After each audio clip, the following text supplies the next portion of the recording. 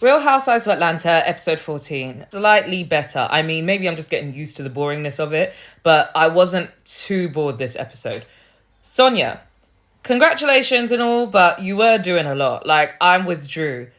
It was all definitely trying to be a moment. Like, I don't know if it was for socials or whether it was just desperate to get screen time because you have nothing else to talk about other than the fact you're pregnant. But when she did it for the parents, I was like, oh, that's kind of cute. But then when she did it for the girls too, I said, girl, just tell them you're pregnant like a normal person so we can move on. Like, what? Anyway. Ralph is so aggravating. Drew has done well to stay with that man for this long because he just frustrates me. Like, seeing him gaslight her and speak down to her and just dismiss her feelings completely is just so triggering. Like, I can't with Ralph. So I'm just looking forward to when Drew has her Stella got her groove back moment, to be honest. You can tell Drew's over it as well. Like, she hates that man at this point. She's checked out, she's drained, and it's so clear. When she talks to him, she'll try and put up a little bit of a fight. She'll say one or two things to argue with him, and then she'll be like, child, I guess, whatever. And the hug thing. That frustrated the fuck out of me. Like, even when I saw the clip on the blogs, I saw some people in the blogs saying, oh, well, she did ignore him first. You people, Ralph has either finally successfully tricked some of you or you really weren't looking at it properly, because Drew was going in to hug one of the two of them and Ross came in closer to her. It was like at the last minute that he was just ahead of Ralph, so she hugged him first because he was closer to her. And Ralph decided to take it upon himself to get in his feelings and pout about it and hug all the other women and make a point of not hugging her. Like, that was just so upsetting to watch. Like, that's your wife. Like, to do that in front of a group of women like that, half of them don't fuck with her. Like, it's like you're trying to put her in a situation for them to not respect her. Oh man, that man. Thank God she left him. That's all I'm gonna say. Oh my God, Martell did not go around the group and ask those women for a cash app for Sheree's birthday.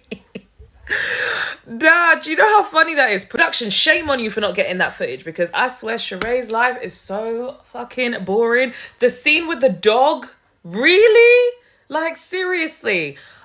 She can't even orchestrate an entertaining enough life, because I don't believe for a second her and Martell are a real thing. She can't even fake an entertaining life. Please let this be Sheree's final season. She has proved to us time and time again she doesn't have anything to give. So done with Sheree. Courtney, you fake ass bitch. And I'm using the word, by the way. And I will say so unapologetically. I don't know what's wrong with Courtney. Instead of her just to own it and say, you know what, maybe I did say it, I don't really remember. But if I did say it, it wasn't in the context where I was trying to be disrespectful. It was just like, this bitch, da da da. Even though it kind of was disrespectful in the moment. I don't really care, like, whether or not you fuck with me. If I'm your cousin's wife, I feel like, don't be discussing me in that way with a group of women that don't fuck with me. Like, don't do that. I feel like that's not cool. But either way, she could have easily spun it like, you know what, it wasn't meant to be that type of moment. I wasn't really calling you a bitch in that way. But for her to be like, oh, I would never call you that. I don't use the word bitch. I never say that. And then to tell on herself in the middle of her lie. I was like, girl, that's why you should have just owned it. Now you look foolish. Like, you can't make this up. Like, in the middle of her lie, she said bitch. She said, that was the first time I ever said that word. Girl, oh my God. Don't bring Courtney back.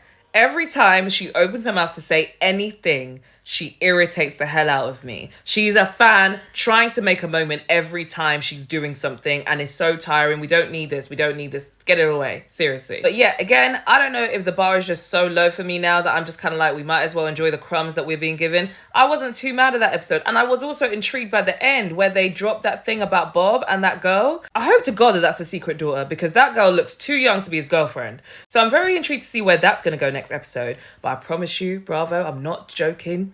Do not bring Sheree back. And don't bring Courtney back either. In fact, all of them can go. I think I've said this in a couple reviews at this point, but I cannot reiterate it enough. Unless you're bringing back Portia, and unless you want to make nice with Nene, don't give us this old cast again. It's tired. A recast is needed. Thank you.